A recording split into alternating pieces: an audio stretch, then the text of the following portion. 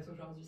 Je fais que ça, donc moi je travaille donc avec un autre ostéopathe qui a été diplômé donc, de l'Institut ostéopathique de Bordeaux, aussi de l'IOB.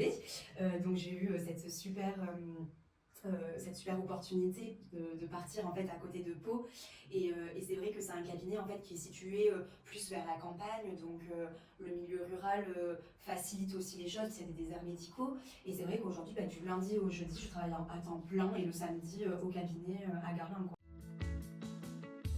De plus en plus, j'ai ma patientèle qui commence vraiment à se créer et c'est ça qui est agréable aussi de pouvoir, enfin moi c'est ce que j'apprécie aussi dans le milieu rural, peut-être qu'on va un peu moins en ville, en tout cas moi je pense, c'est un peu ce lien qu'on fait avec le patient, où on a vraiment un vrai suivi, où on le suit, enfin il n'y a pas de 10 000 ostéos de toute manière dans le même village, donc on le suit, je sais pas, j'aime bien.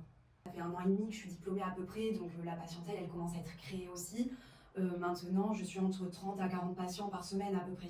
Donc ça fait quand même des bons mois où on peut vivre de ce métier-là, quoi.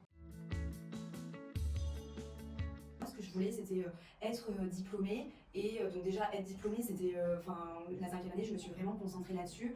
Et après, je voulais travailler vraiment... je savais que plus je verrais de patients, plus j'aurais une meilleure expérience aussi. Après, c'est vrai que cette opportunité, elle s'est faite au cours de ma 5e année. Donc, j'ai pas trop eu le temps non plus de me faire des petits plans, de savoir exactement. Mais de travailler en ville ou à la campagne, ça m'a jamais vraiment... Enfin, j'ai jamais dû faire un choix là-dessus. Après, maintenant, avec du coup les 1 an et demi d'expérience, même si c'est une petite expérience encore, je pense vraiment qu'il y a du travail au niveau du milieu rural, il y a des patients qui ont vraiment besoin de nous. Et franchement, je le conseille. Après, bon, le mode de vie personnel est aussi important. Évidemment, si on aime la ville, on va pas les se mettre dans la campagne profonde. Mais enfin, moi, par exemple, je travaille à la campagne et je vis à Pau. Donc la route, on peut aussi la faire tout en ayant justement un cabinet qui peut peut-être un peu plus être dynamique. Après, je suis persuadée que quand on aime ce qu'on fait, qu'on est motivé, qu'on a envie de travailler, quand on ouvre un cabinet, même dans la région bordelaise, alors ça mettra plus de temps peut-être à fonctionner. Mais à un moment donné, quand on aime ce qu'on fait, je suis persuadée que ça fonctionnera, quoi.